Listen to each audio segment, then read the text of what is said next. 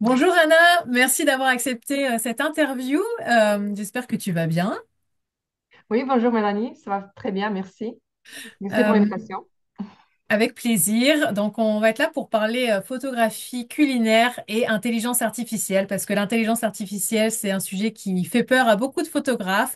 Et toi, c'est quelque chose que tu utilises aujourd'hui dans ton activité. Donc, j'étais très curieuse de savoir comment tu l'utilises, comment tu en es venu là. Enfin bref, plein de questions qu'on va pouvoir voir ensemble. Est-ce que tu peux déjà commencer par te présenter et nous dire un petit peu plus qui tu es? Avec plaisir. Je m'appelle Anna et je suis photographe commerciale sous le nom de Delight Photographie, basée sur la Côte d'Azur. Et je suis spécialisée dans la photographie culinaire, de boissons et de produits. Ok, super, on entend ta petit accent. Tu viens d'où, Anna? Je viens d'Ukraine et ça fait 12 ans que je suis en France. Comment est-ce que tu es devenue photographe commercial? Alors, j'étais cuisinière professionnelle pendant 6 ans dans des cuisines gastronomiques sur la Côte d'Azur. Et avec le confinement, j'ai décidé de découvrir ma passion, c'était photographie. Et la photographie culinaire, c'était mon choix un peu évident. Et après, j'ai tombé enceinte. Et c'était, voilà, donc les choix pour changer ma carrière étaient aussi un peu naturels, se mis Hmm. en place. Et cette année de la photographie, il va fêter 3 ans. Ok, super. Donc, ça fait 3 ans que tu fais ça. Et tu faisais déjà de la photographie avant de faire la photographie culinaire parce que tu t'es dit, enfin, la cuisine, je vois. Et comment t'en es venu? Pourquoi la photographie? Comment c'est arrivé? Non, c'était juste la passion et j'ai reçu ma première caméra pour mon anniversaire de mes 30 ans. Et c'était pendant le confinement, donc j'ai commencé à jouer avec la caméra, à prendre des bases de photographie, mais j'ai choisi la photographie culinaire comme mon air à jeu. D'accord. Et depuis, je me suis formée en photographie culinaire, en photographie de produits et l'année dernière en intelligence artificielle. Ok, super. On va y venir. Mais avant, du coup, est-ce que tu peux nous dire aujourd'hui sur quel type de projet tu travailles pour quel type de client? Je travaille avec des marques alimentaires, les producteurs de produits, de boissons. Parfois, je fais les reportages au restaurant et l'année dernière aussi, je travaillais sur les livres de recettes. Super. Ok, donc un peu tout le scope de la photographie culinaire, finalement, entre les marques, les reportages et les livres de cuisine. Et Oui, qu'est-ce c'est qui te ça. plaît le plus aujourd'hui dans ton métier? Alors, c'est la créativité et le défi. Parce que pour moi, chaque projet, c'est un puzzle que je dois résoudre. Et même avec le brief le plus carré, j'ai toujours à l'opportunité de créer quelque chose d'unique et d'impactant. Et la photographie, c'est l'art de la lumière. La nourriture, c'est un art culinaire. Et l'art, dans toute sa diversité, elle évolue tout le temps. Donc, c'est impossible de s'ennuyer de ce métier. Oui, c'est vrai, je suis entièrement d'accord avec ce que tu dis. Et c'est vrai que parfois on a des briefs très précis, très détaillés, mais Ouais, tu donnes le même brief à trois personnes, à trois photographes différents, tu auras trois résultats différents parce que on a chacun notre style, notre patte, notre créativité et on peut interpréter les choses de différentes façons. Et c'est ça aussi ce qui est très riche et ce qui fait qu'aussi on est différents des uns des autres, que chacun ouais. peut avoir sa pierre à apporter à l'édifice. Donc aujourd'hui, on va parler intelligence artificielle. Toi, comment est-ce que tu en es venu à intégrer l'intelligence artificielle dans ton travail? Alors, j'ai commencé d'être curieuse et j'ai commencé à suivre les artistes spécialisés dans l'IA sur les réseaux sociaux. C'était plutôt plus un peu d'intérêt pour suivre les tendances. Mais le vrai déclencheur pour moi, c'était mes besoins pour le travail, surtout quand j'ai besoin d'un fond spécifique comme la cuisine, le cheminée, le ciel et aussi les ingrédients hors saison ou les ingrédients trop chers pour le coût de la photo. Les banques d'images et les fabricants de fonds photo, c'est un certain budget et il n'a pas de garantie que je vais trouver les choses qu'il me faut et les Hmm. choses originales aussi. Donc, le contenu génératif, c'était pour moi une solution optimale.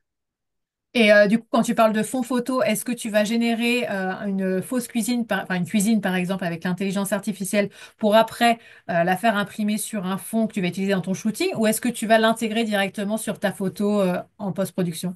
Ouais, je sais, bon, on peut imprimer, ça peut être un peu plus facile, mais moi, je préfère d'intégrer après en Photoshop. En utilisant Photoshop, j'intègre, je peux quand même après voir mon image, bouger, faire le flou plus fort ou moins fort. Donc, moi, je préfère ça en post-production. Ok. Mais je sais que oui, parfois, surtout si on travaille avec le client en live, ça, c'est beaucoup plus utile d'imprimer d'abord Hmm. et après prendre les photos avec un fond photo. Ok. Et qu'est-ce que tu utilises aujourd'hui comme outil pour générer tes photos? J'utilise Midjourney pour générer. Après, si j'ai besoin, je peux faire le upscale, donc améliorer la qualité. Pour ça, elle est magnifique, Ok. l'application, que c'est très bien. Et aussi le Firefly dans Photoshop directement. Directement dans Photoshop. Et ça, tu l'utilises pour faire une génération de A à Z ou plutôt pour ajouter quelques Non, éléments? pour ajuster les petits éléments, parce que ouais, la qualité après, la qualité finale, elle n'est pas la meilleure. Hmm. Mais pourquoi pas? Parfois j'essaye, je teste plusieurs outils pour voir ce qui va donner le meilleur résultat. Et tu as mentionné un outil que je ne connais pas, Magnifique, c'est ça? Oui, magnifique AI. Et C'est, c'est ça, c'est pour augmenter la qualité de ton image générée par l'IA? oui, c'est ça. Et ça, c'est aussi bien d'améliorer la qualité même de mes photos. Si les clients ils veulent imprimer Hmm. les photos sur un grand format, ça peut aussi parfois sauver certaines parties ou améliorer la qualité de la photo. Ah, ça, c'est un bon outil à connaître. Du coup, effectivement, quand on est parfois avec des appareils qui sont pas, on va dire, professionnels, on est un peu limité en nombre de pixels ou de résolution et on a un client qui Oui, nous demande est-ce que cette photo-là, je peux l'imprimer en grand alors que c'était pas prévu initialement. Donc, d'avoir ce genre d'outil-là pour augmenter la résolution, ça peut être intéressant. C'est un outil qui est payant? oui, oui, elle est payant et c'est un peu cher, je crois 40 et quelques euros. Mais pendant Black Friday, on peut bien sûr trouver un bon offre. D'accord. Mais j'ai remarqué que ça marche très bien pour tout ce qui est les photographies de produits ou les fleurs, mais avec la nourriture, il faut faire attention. Ouais, C'est pas encore au top. ouais. Je fais upscale et après dans Photoshop, je choisis les éléments lesquels je peux quand même intégrer même dans les photos de la résolution normale. Hmm. Ok. Comment est-ce que tu t'es formé à l'intelligence artificielle? Comment tu as appris à utiliser ces outils? En fait, l'année dernière, je trouvais la formation en ligne de 3 mois et demi animée par deux experts ukrainiens et les anciens photographes. Et aujourd'hui, ils ont spécialisé dans les contenus génératifs, vidéo et le son aussi généré par l'IA. Et voilà, j'ai suivi la formation de juillet jusqu'à novembre. Donc, je viens de terminer assez récemment. Et c'était bien productif. Et même toujours, j'ai le support, j'ai les réponses à mes questions. Donc, c'était vraiment au top. D'accord, je suppose que c'est en ukrainien? Oui. Oui, donc on va pas recommander la formation, vous la trouverez pas. Oui, oui. Mais après, franchement, la plupart des formations, c'était la formation qui est disponible gratuitement sur le site de Midjourney. Bon, c'est en anglais. Mais c'était juste utile de voir des exemples et d'explications de ces deux experts. Mais sinon, si les gens veulent apprendre tout seul, c'est faisable aussi. D'accord, Mais donc ça prend un peu plus de temps peut-être. avec les tutos mid-journée, tu penses que ça suffit pour Oui, apprendre. Ok, ouais, ouais, c'est très bien fait et ils nous montraient tout le temps les formations qui étaient disponibles voilà, en anglais, mais ils ont fait des exemples visuels. Et c'était aussi plus utile on a fait les devoirs, on a posé des questions. Donc, c'était bien sûr plus Hmm, efficace quand on a quelqu'un qui nous guide. exactement. Ouais. C'est l'avantage de la formation. Enfin de la vraie Ouais, formation, quoi. Parce que c'est vrai, la plupart des choses, on peut les apprendre un peu en autodidacte avec ce qui existe sur Internet, ouais, mais on n'est pas une personne qui va venir répondre à nos questions, donc ouais, ça c'est permet ça. d'avancer un peu plus vite. Et est-ce que tu pourrais nous décrire aujourd'hui ton processus créatif avec l'IA, donc on va dire de la génération de l'idée, enfin je dis génération, mais je suppose que ça vient de toi, c'est ton Génération cerveau. réelle, génération avec Voilà. les gars. Enfin, du tout début, en fait, de l'idée, en fait, à la fin, comment ça se passe? Comment tu procèdes? Alors donc, dès que j'ai l'idée, tout de suite, je vais aux galeries Midjourney pour regarder et explorer des idées existantes. Si je trouve les photos ou les éléments de mon idée déjà qui m'intéressent, je ouvre l'image et je regarde le prompt. J'analyse le prompt pour les mots-clés et je sauvegarde. J'ai créé en fait mon fichier Excel, tout simple. Ça me sert comme une base de données thématique. Donc, c'est pareil comme les photos, il faut qu'on regarde chaque jour. Et ça marche comme ça avec les prompts. Et je sauvegarde cette information. Et après, je vais sur l'application Discord où je commence à créer mon prompt euh, de qualité parce qu'il y a certaines structures qu'il faut respecter pour avoir le poids au mot de clé. Et aussi, on peut joindre les photos de référence que nous avons déjà ou les images générées de référence et je les paramètre. Et je commence de générer les premières galeries de 4 photos. Après, je regarde si il y a des choses qui me plaisent, si je dois encore optimiser mon prompt, remplacer des mots, ajouter des paramètres. Et, ou parfois, je peux trouver le photo qui me plaît et juste j'ai besoin de changer certaines parties. En fait, c'est un peu comme dans Photoshop. Pareil, on peut choisir le parti de cette image et rajouter le prompt supplémentaire par-dessus et changer, améliorer certaines parties de ces images. Et après, dès que j'ai mon image qui me plaît, je le sauvegarde. Ok. Et alors, enfin, j'ai utilisé quelques fois Midjourney au tout début pour voir comment ça marchait, mais je connais assez peu. Tu parlais de faire une recherche pour déjà regarder ce qui existait, ce qui avait été généré par Midjourney et voir s'il y avait des choses qui t'inspiraient. Comment ça se passe en fait? Tu peux faire une recherche par mots-clés ou comment tu trouves les autres photos générées par Oui, les oui, c'est ça, utilisateurs? par mots-clés. Et aussi, on peut faire la recherche par les photos. Tout est sur la galerie, mais il faut avoir un compte, s'enregistrer. Et je mets les mots-clés et je regarde les images. Parfois, c'est juste un mot-clé ou une phrase. Mais surtout, il faut regarder le prompt et analyser laquelle partie de prompt a le point et l'impact sur l'image. Parce Et, qu'en fait, le prompt, il marche de la même façon comme un brief. hmm. Tout ce qu'on ne précise pas dans le prompt, on laisse libre à interpréter par les gars. Donc, il faut être le plus précis possible. Oui, donc un prompt, ça peut être enfin, une dizaine, une vingtaine de lignes peut-être, je ne sais pas, qu'est-ce que ça Oui, représente. ça peut être assez long et c'est pour ça la structure, elle est très importante. J'ai fait le petit test hier, même je demandais ChatGPT m'a donné la structure que je dois utiliser pour les prendre sur mes journées. Elle m'a donné un peu la structure de base, mais après, quand j'ai parlé à mes formateurs, j'ai dit, ben, la formation est un peu différente. Elle m'a dit, oui, mais nous, on partage la structure plus détaillée parce que c'est la structure qui marche pour les prendre plus longs. Hmm. Mais après, parfois, si on change les places de mots-clés, il n'y a pas trop d'impact. Et est-ce que Midjourney est comme ChatGPT, c'est-à-dire qu'il va un peu se souvenir des informations que tu lui as données précédemment et finalement un peu intégrer le style des photos que tu génères régulièrement dans les nouvelles propositions? À chaque fois, il repart de zéro. Non, chaque fois, elle repart de zéro. En fait, c'est les bases de données générales de tout le monde. Donc, parfois, elle ne sait pas certains mots ou certaines phrases, mais ça part général. C'est pas, on peut après avoir les paramètres un peu plus personnalisés et sauvegarder comme un preset. Mais oui, il apprend de tout le monde, j'espère. Je fais pas de fautes. Et tu dirais qu'il y a combien finalement d'itérations entre le premier prompt que tu fais, et le dernier, celui qui te satisfait, en moyenne, on va dire, est-ce que c'est une ou deux générations ou est-ce que parfois ça peut vraiment être beaucoup plus? D'habitude, c'est deux, trois. Mais après, ça dépend de projet. Par exemple, si j'ai eu besoin de générer le ciel pour la photo, je fais la photo de Jean. Et dans ma tête, j'ai eu l'idée que je vais avoir le ciel avec le soleil qui sera à gauche. Et il y a le rayon de soleil qui va toucher la beauté. Donc, ça m'a pris, je crois, trois séries de génération.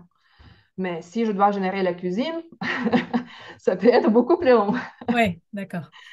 Et tu parlais dans certains cas, d'avoir juste des parties enfin, d'images dont tu as besoin. Et finalement où tu vas combiner ta photo avec une partie générée par l'IA. Est-ce que c'est la plupart du temps ce que tu fais ou est-ce qu'il y a également parfois des photos que tu vas 100% générer avec l'IA? J'ai fait les photos 100% générées par l'IA. En fait, récemment, j'ai fait le petit quiz sur mon compte Instagram pour demander les gens s'ils peuvent voir les différences. Moi, franchement, j'ai bien aimé le résultat parce que la photo générée de Burger, il était vraiment très réel. Mais en fait, c'est que j'ai remarqué, c'est que les gens avec un œil averti peuvent distinguer la différence entre Hmm. l'image réelle et l'image générée de haute qualité. Hmm. Moi, je trouve que il y a quand même un style mid-journée en fait. Euh, je sais pas, quand je vois des photos mid-journée, je trouve qu'il y a quelque chose qui est vraiment spécifique à mid-journée Ouais. qui fait Mais que je, je je peux pense que parce reconnaître la qu'il photo. il n'est pas trop travaillé. Les gens, souvent, ils prennent les résultats de Midjourney comme un produit cru. Hmm. Mais il faut encore retravailler, retoucher euh, pour bien intégrer et faire plus pro, plus réel. Mais après parfois, c'est pas trop mal de laisser les choses pas trop réelles parce que c'est un peu comme dessin animé. C'est normal d'avoir des choses qui sont pas réelles. Oui, Mais ça reste imagination d'être dans le monde d'autres dimensions. c'est ça finalement qui est chouette aussi, c'est de pouvoir générer des choses que tu pourrais jamais refaire en vrai parce que c'est irréel et c'est là un intérêt assez important de l'IA. Euh, Ouais. surtout enfin, quand tu sais pas le faire via Photoshop ou quand tu sais pas dessiner ou ce genre de choses. Aujourd'hui, est-ce que toi, tu as des clients qui sont venus te voir et qui ont demandé, enfin, vis-à-vis des clients, quel est leur retour par rapport à l'IA? Est-ce qu'il y en a qui te contactent et qui te disent, moi, j'aimerais bien que ce soit généré par l'IA? Ou est-ce qu'il y en a d'autres qui te disent, moi, je veux pas du tout que ce soit généré par l'IA? Ou est-ce que finalement, t'as pas eu de sujet pour l'instant enfin, par rapport à l'IA? Jusqu'à présent, j'ai pas eu le client qui m'a demandé le contenu généré par l'IA seulement. Mais après, j'ai terminé ma formation qu'en novembre. Depuis décembre, je fais la transformation de mon entreprise. Donc, j'ai pas encore activement communiqué sur ce service. Mais après, quand j'intègre les éléments générés par l'IA dans les photos de mes clients, ils sont pas contre du tout. Parce qu'ils ne peuvent pas voir la différence. Et pour eux, le principal, c'est que je trouve la solution et je livre le résultat pour répondre à leurs besoins. Donc, c'est pas les choses trop principales. Mais après aussi, j'ai le client qui m'a dit, non, non, faites pas les photos avec les lumières artificielles. Et finalement, quand j'ai fait les photos, ah ben, c'est pas lumière naturelle. Non. Donc, après, ça reste un peu personnel, je pense. Est-ce que du coup tu préviens à chaque fois tes clients quand tu utilises l'IA pour générer l'image ou générer une partie? Parce qu'au niveau de la loi, c'est vrai que ça doit être mentionné prochainement. Je ne sais plus quand la loi doit passer en application. Oui, en fait, jusqu'à présent, parfois j'ai généré le petit élément et j'ai intégré dans mes photos, mais c'était plutôt pour corriger certaines parties. J'ai pas encore fourni l'image 100% générée pour le travail commercial. Mais effectivement, je pense que c'est un très bon point qu'il faut rajouter au CGV et au brief et même au devis pour créer le checkbox pour les clients pour savoir s'ils sont d'accord que j'utilise l'IA dans mon travail. S'ils sont d'accord, super.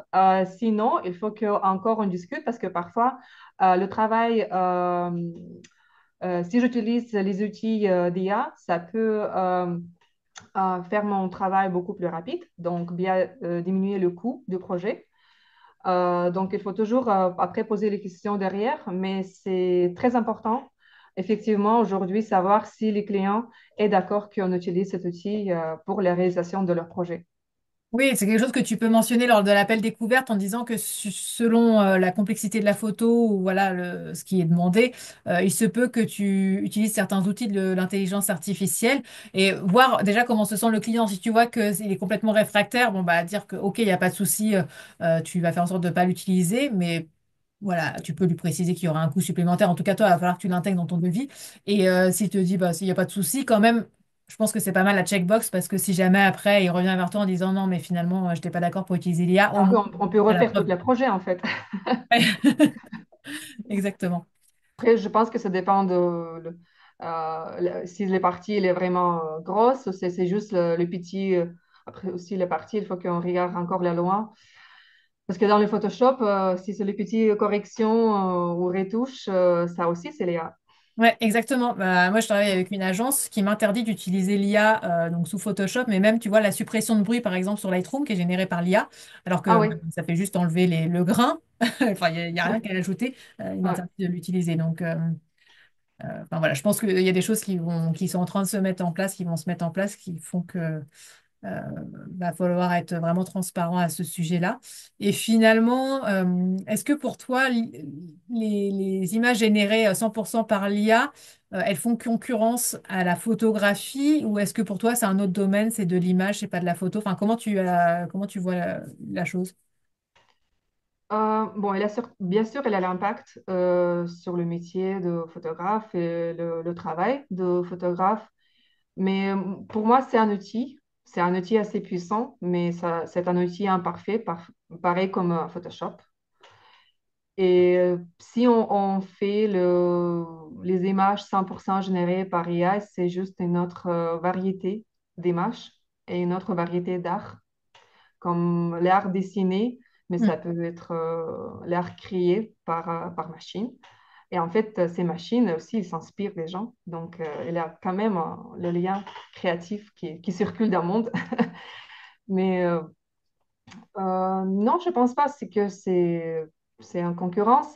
Mais il y a beaucoup de photographes qui n'utilisent pas Photoshop non plus, Oui. même aujourd'hui. Donc, il faut toujours décider si c'est un outil qu'on veut intégrer dans notre travail, on veut rester dans notre monde de créativité.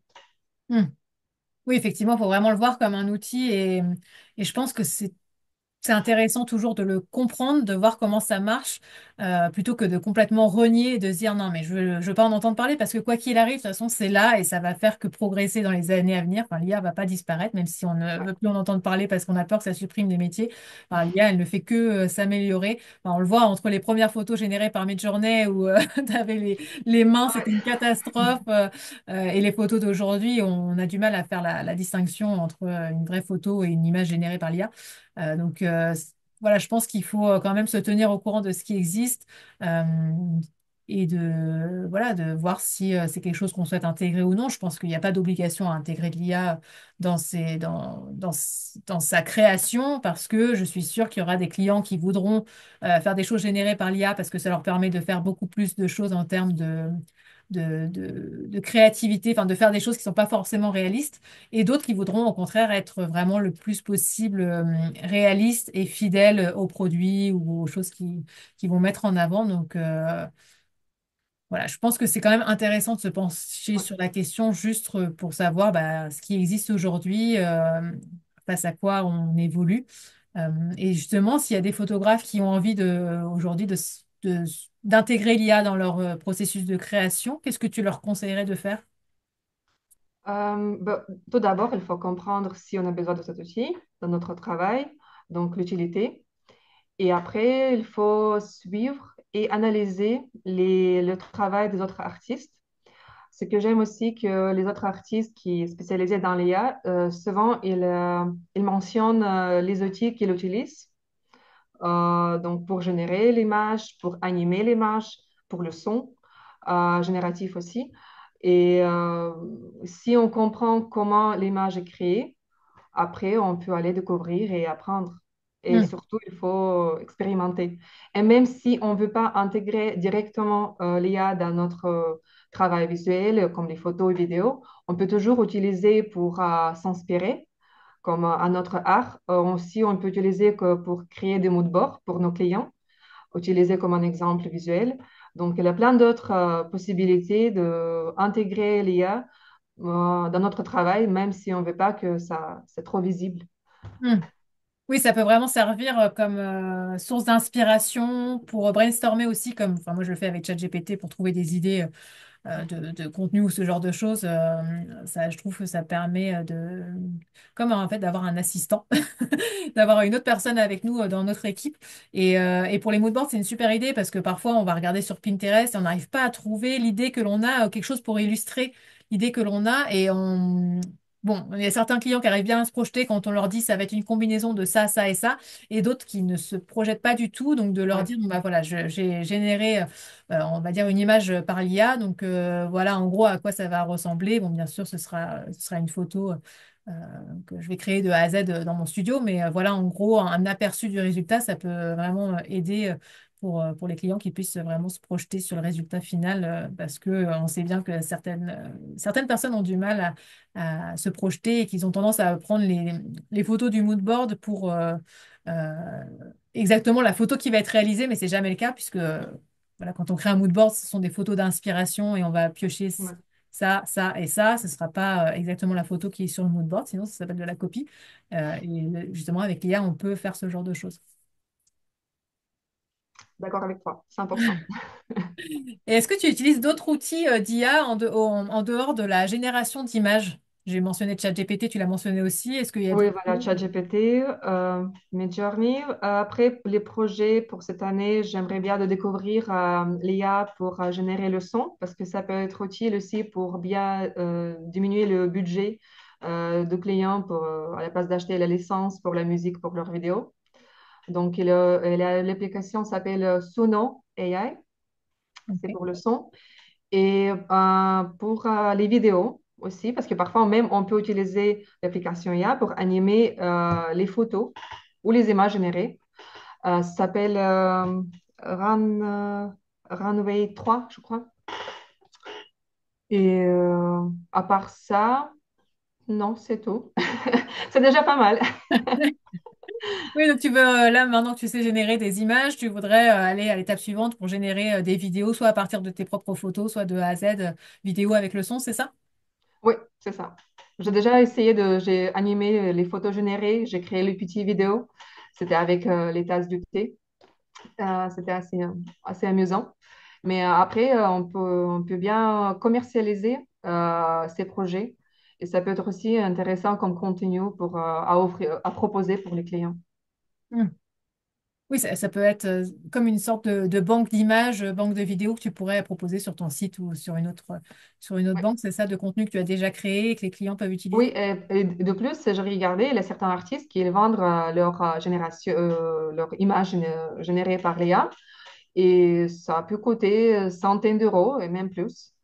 Il y a plein d'expositions partout dans le monde aussi, les concours, donc c'est un autre monde de la créativité, on peut aussi s'intégrer. Et qu'en est-il du coup des droits d'auteur sur les photos que tu génères 100% avec l'IA? Alors moi, je génère mes images sur Midjourney et parce que chaque application IA, ils ont leurs conditions d'utilisation des images générées. Et sur Midjourney, si je génère des images et si j'ai le plan payant, les images, j'ai le droit d'usage, mais c'est pas les mêmes comme les droits d'auteur. Parce que pour les droits d'auteur, il faut que la photo est créée directement par l'humain. Mais quand on utilise l'IA, c'est juste un outil et c'est pas l'ego, c'est pas la même chose. Mais si je génère l'image et après je les modifie et j'intègre dans l'autre photo, donc on peut voir bien que c'est ma signature, c'est mon image finale créée par moi. Ça, oui, je peux dire que j'ai les droits d'auteur.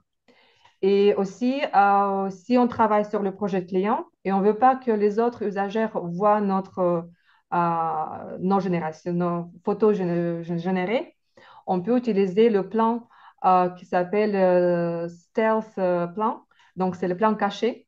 Ça veut dire que les autres usagers de Midjourney, ils ne peuvent pas voir nos images générées. Ok, donc comment dire, un forfait plus cher, je suppose, sur Oui. Midjourney qui permet de masquer ce que l'on génère et éviter du coup d'avoir sa photo, enfin son image générée qui soit reprise, surtout si on travaille pour un client, c'est vrai que ça peut être embêtant. Oui, tout à fait. Aussi, par exemple, on veut vendre notre image générée comme un œuvre d'art. Hmm. C'est pareil aussi, c'est bien que les autres ne peuvent pas reproduire. Bon, c'est déjà impossible de reproduire, mais si on génère l'image et on fait upscale, euh, tous les autres aussi, ils peuvent télécharger ou sauvegarder l'image Ouais, et et utiliser. l'utiliser sur leur site internet. Ouais, ouais. Ouais, C'est ça le, on va devient dire plus les limites. compliqué de prouver que c'est toi qui es l'auteur.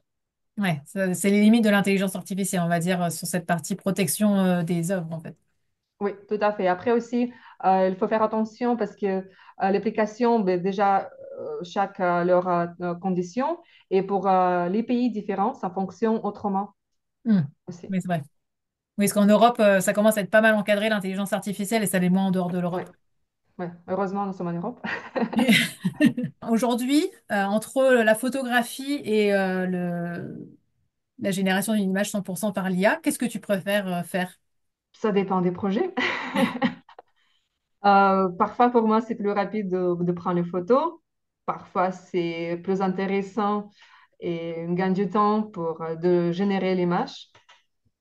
Parfois, je sais que avant de, je vais prendre ça en photo, ça, je vais générer, je vais intégrer, mettre tous ensemble. Tout ça, ça part d'idées. Mais les deux sont amusants parce que avec la photo, c'est la créativité, de la lumière, d'objets, de la mise en scène. Mais avec IA, c'est pareil.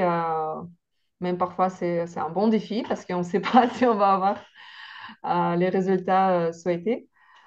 Mais c'est toujours intéressant. Les deux, tu aimes en fait finalement aussi bien l'un que l'autre. Il n'y en a pas un qui prend le pas. C'est deux choses différentes et que tu apprécies aussi bien l'une que l'autre. Oui, oui, tout à fait. Et pour revenir, là, j'ai une idée qui me vient, enfin une question qui me vient par rapport à génération d'images que tu fais quand tu dois faire une photo de produit. Et est-ce que tu prends en photo le produit, genre sur un fond blanc ou autre, et après tu l'importes dans Midjourney pour pouvoir ajouter ta cuisine ou etc. Ou est-ce que tu prends tu génères uniquement la cuisine sur Midjourney et c'est après sous Photoshop que tu vas venir mettre ton produit. Enfin, est-ce que tu peux, en gros, la question c'est est-ce que tu peux dans Midjourney venir lui mettre une photo de produit qui ne va pas déformer, qui ne va pas changer, parce que parfois je sais que quand il y a du texte, ça peut être un peu compliqué pour l'IA. Oui, c'est trop compliqué. Mais aussi, si je vais ajouter la photo de produit comme la photo de référence, il va voir la forme de produit, peut-être, il la prend en compte ça, mais il va modifier l'image. Oui. Ça, c'est 100%, il va modifier. Donc, c'est plutôt que je vais générer l'arrière-plan et je vais intégrer après dans ma photo. Ok. Mais aussi, si je rajoute, par exemple, je prends les photos de mon produit et tout de suite, j'essaie de générer quelque chose, le Midjourney, il va prendre en compte aussi la lumière, le cadrage, un peu la mise en scène, la forme de produit. Donc, ça peut marcher en parallèle, le même temps. Ok. Mais ça, on va avoir le temps. Super. Merci beaucoup, Anna. Quels sont les prochains projets sur lesquels tu vas travailler? Donc, je pense que tu l'as un peu abordé, travailler sur l'intelligence artificielle dans les vidéos et pour l'audio. Est-ce qu'il y a d'autres projets sur lesquels tu as prévu de travailler cette année que tu souhaites partager ici? Le projet, c'est de m'engager pour bien développer mes réseaux sociaux, Instagram, LinkedIn, mon site web. Et c'est de continuer à explorer ma créativité et comment je peux intégrer les éléments d'IA dans mon travail photo et vidéo.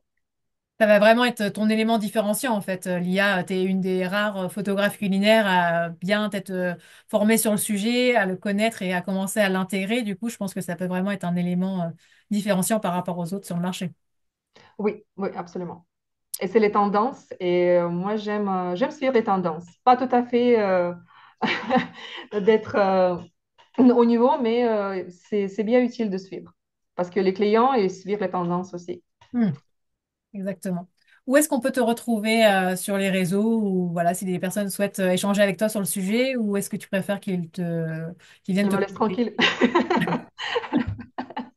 D'accord, bon. Ne posez pas de questions à Anna. Ah ben, et la mid-journée, on se retrouve. Sur les réseaux, sur Instagram, je suis sur le nom de Light Photo FR. LinkedIn de Light Photographie et aussi mon site delight-de6photographie.com. Donc, il y a tous les liens qui sont dans la barre d'infos. Merci beaucoup, Anna, pour cet échange très intéressant. Merci beaucoup, Mélanie, pour ton temps. Merci bien. À bientôt. À bientôt. Ciao.